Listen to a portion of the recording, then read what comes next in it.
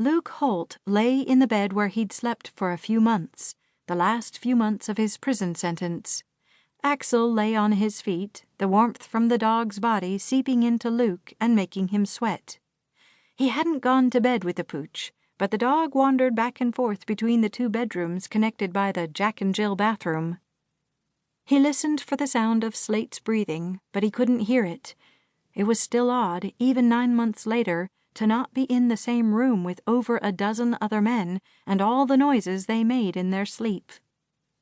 Luke blew a fan at night, mostly to combat his body's natural furnace tendencies, but also to mask any sounds that might wake him. He'd slept better here at Hope Eternal Ranch than he had anywhere else since leaving. He frowned, not sure what that meant. He'd never thought he'd stay here the way everyone else had. The problem was, there wasn't much for him out in the world either. "At least there's no snow in Vegas," he muttered as he rolled over. Axel got up and moved, padding up the length of Luke's body, turning and leaning right against his back. Luke didn't complain, because it sure was nice to have another living, breathing thing so close to him. The dark gray light filtering into the room told him it wasn't quite dawn yet. He wasn't getting up yet, and he wouldn't get up when the sun did. He didn't work here anymore, and as today was his last full day in Texas, he and the rest of the boys from River Bay were going fishing. Fishing! Such a mundane thing to do.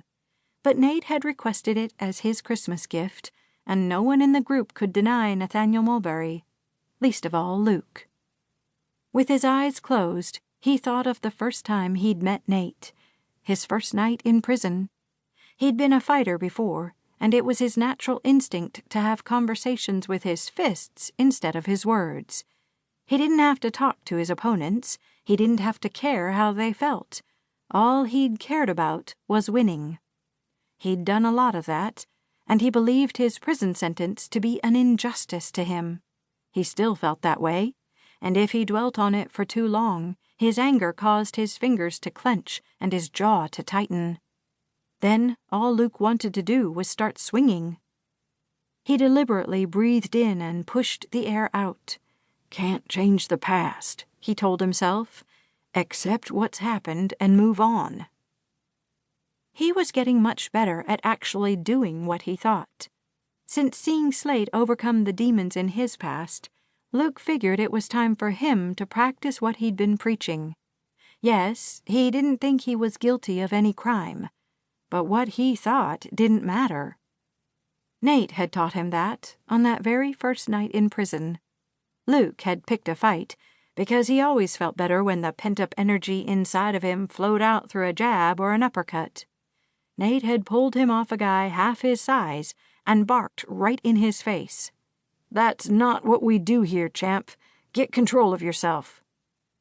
Luke had gone right after Nate, too, shoving him back and taking a swing at that pretty face. But Nate was a bigger man and had been in prison longer, and he had 3 guys right there willing to take blows for him: Ted, Dallas, and Slate. Luke had faced down all 4 of them, wondering how they'd formed such a strong brotherhood in prison, how they'd formed a bond at all. He wasn't great at that, but he'd been willing to try. Luke had been the last in the group, and he still wasn't sure how great he fit. The crew had been there for a family day for Dallas when his wife had filed for divorce and dropped her kids off at her sister's. They'd come to visit Luke and Slate when they were the last 2 left. They'd come and picked them up on their release day. Ginger had petitioned to have Luke in the re-entry program. He felt a debt of gratitude for her he hadn't for another person other than his friends in prison. "So maybe you should stay here." He pushed the thought away. His family lived in Las Vegas now, and he had enjoyed being closer to them. They'd moved while he was in River Bay, and his family days had consisted of Nate's brother and Dallas's wife. Ted never did have much family come to the facility, and neither did Slate. They both seemed to be thriving now, though. Heck, Nate and Ted had fallen in love by the 9-month mark of their releases, and Luke felt like it was just one more way he was failing.